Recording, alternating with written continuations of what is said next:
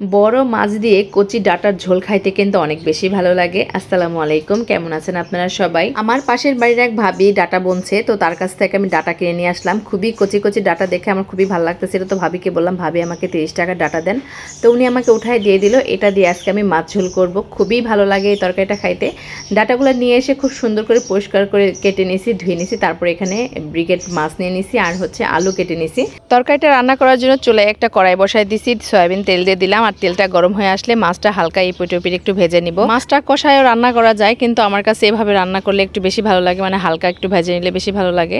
সবগুলা মাছ আমি দিয়ে দিলাম। আর মাছটা অনেক বড় ছিল, সেই জন্য পিসগুলো কিন্তু অনেক বড় বড় হয়েছে। তো মাছ ভাজা আমার হয়ে গেছে। এখন একটা প্লেটে আমি সম্পূর্ণ মাছগুলো উঠাই নিতেছি। আর এই তেলে আজকে আমি তরকারি রান্না করব। আর এই মাছের ভাজার তেল দিয়ে রান্না করলে তরকারিটা অনেক বেশি মজা হয়। মাছগুলা কিন্তু আমি বেশি ভাজিনি, খুবই কম, মানে খুবই হালকা পরিমাণ ভেজে নিয়েছি, যেন এটা একটা মাছের একটা ফ্লেভার আসে। এই মাছটা অতিরিক্ত ভাজার আমার প্রয়োজন মনে হয়নি, মাছের পুষ্টিগুণ নষ্ট হয়ে যায় বেশি ভাজলে।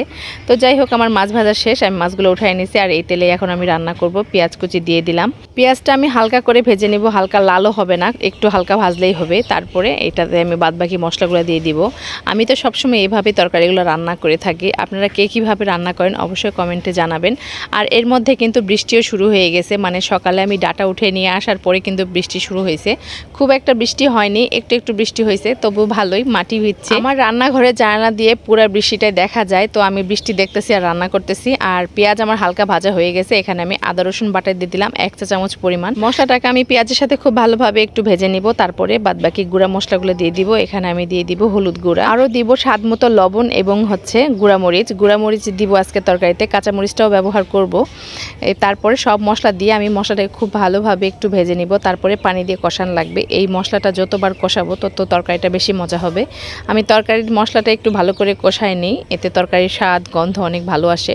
আসলে আদা রসুনের কাঁচা কাঁচা গন্ধ থাকে কিন্তু মশলাটা না কষানো হইলে। মশলাটা কষানো হয়ে গেছে, একদম ভাজা ভাজা করে নিয়েছি। আর এই যে এই আলু আর ডাটাটা কেটে ধুয়ে রাখছিলাম, সেটা দিয়ে দিলাম। আর ডাটাটা দেখতে অনেক সুন্দর লাগতেছিল, সবুজ এবং একটু খয়েরি কালার, আর সাথে ছিল সাদা আলু, খুব ভালো লাগতেছিল দেখতে। তরকারিটা ঢেলে দিয়ে খুব সুন্দর করে নাড়াচাড়া করে দিয়ে একটু পানি দিয়ে দিতে হবে, কারণ তরকারিটাতে কিন্তু একটু পানি ছিল না। আর ডাটা থেকে এতটাও পানি বের হয় না। এখানে সেদ্ধ হওয়ার জন্য অল্প একটু পানি আমি দিয়ে দিব, দিয়ে ভালো করে ঢাকনা দিয়ে ঢেকে 10 মিনিটের মতো রান্না করে নিব। এর মধ্যে আলু ডাটা দুটাই আমার সেদ্ধ হয়ে যাবে। তারপরে তরকারিতে পরিমাণ মতো কষায় নিয়ে আমি পানির ঝোল দিয়ে দিব আর কি। 10 মিনিট হয়ে গেছে, 10 মিনিট পর ফিরে আসলাম। আর তরকারির পানিটা অনেকটাই কমে আসছে। এখন একটু নাড়াচাড়া করে নিয়ে আমি ঝোল দিয়ে দিব পরিমাণ মতো। আর আমি এখন ঢাকনা দিয়ে ঢেকে দিব না, এতে ডাটার কালারটা নষ্ট হয়ে যাবে। খুব সুন্দর সবুজ সবুজ কালার দেখা যাইতেছে। আর নাড়াচাড়া করতে করতে পানিটাও শুকিয়ে আসছে। এখন আমি এখানে পরিমাণ মতো ঝোল দিয়ে দিব। তারপরে ঝোলের বলক আসলে মাছগুলো দিয়ে দিব। আর এভাবে খুব সহজ আমার কাছে মনে হয় রান্না করাটা। আসলে অনেকেই অনেকভাবে রান্না করে, এক একজনের গুণ এক এক রকম। আমি তো এভাবেই রান্না করি সব সময়, আর আমার কাছে এভাবেই ভালো লাগে। আর আমার ছেলের বাবা অনেক বেশি পছন্দ করে। আর আপনাদের কাছে ভিডিওটা কেমন লাগলো অবশ্যই কমেন্টে জানাবেন। আর যে বা যারা আমার ভিডিওটা এতক্ষণ ধরে দেখতেছেন তাদের সবাইকে অসংখ্য অসংখ্য ধন্যবাদ। তরকারিটা ঝোল দেওয়ার পরে আমি 5 মিনিটের মতো ঢেকে রাখবো বলক আসা পর্যন্ত। বলক আসার পরে কিন্তু আমার মাছ দিয়ে দিতে হবে। তরকারি বলক চলে আসছে, তারপরে আমি এখানে ভেজে রাখা মাছগুলা দিয়ে দিচ্ছি। মাছগুলা দিয়ে দেওয়া হয়ে গেলে আরও 5-10 মিনিটের মতো আমি রান্না করে নিব। ঝোলটা আরেকটু কমে আসবে আর মাছটাও খুব ভালোভাবে রান্না হয়ে যাবে। ঝোলটা দিয়ে আমি আবারও ঢাকনা দিয়ে ঢেকে দিব আরও 10 মিনিটের জন্য। 10 মিনিট কম আঁচে রান্না করে নিব, তাহলে আমার রান্না শেষ হয়ে যাবে। তো ঝোলটা দেওয়ার পরে 10 মিনিট হয়ে গেছে। 10 মিনিট পরে এখন আমি একটু লবণটা চেক করে নিব। আর চুলার আঁচটা আমি কম করে রাখছিলাম, সেই জন্য একটু সময় লাগছে বেশি।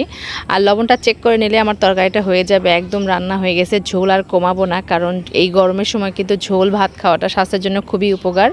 আর এই সব তরকারি দিয়ে বড় মাছ দিয়ে পাতলা ঝোল আমার অনেক বেশি পছন্দ, এবং আমার ছেলের বাবাও পছন্দ করে। তো লবণটা একদম ঠিকঠাক আছে। তরকারি রান্না আমার শেষ। আজকের ভিডিওটা আপনাদের কাছে কেমন লাগলো অবশ্যই কমেন্টে জানাবেন। ভিডিওটা ভালো লাগলে বন্ধুদের সাথে শেয়ার করতে ভুলবেন না। আর একটা লাইক অবশ্যই দিবেন, আপনাদের লাইক পেলে আমার খুবই ভালো লাগে। তো সবাই ভালো থাকবেন, সুস্থ থাকবেন। আজ এই পর্যন্তই। তরকারিটা কিন্তু মাশাআল্লাহ অনেক সুন্দর হয়েছিল দেখতে, আর খেতেও আলহামদুলিল্লাহ অনেক টেস্ট হয়েছিল। আপনারাও চাইলে একবার রান্না করে দেখতে পারেন। সবাই ভালো থাকবেন। আল্লাহ হাফেজ।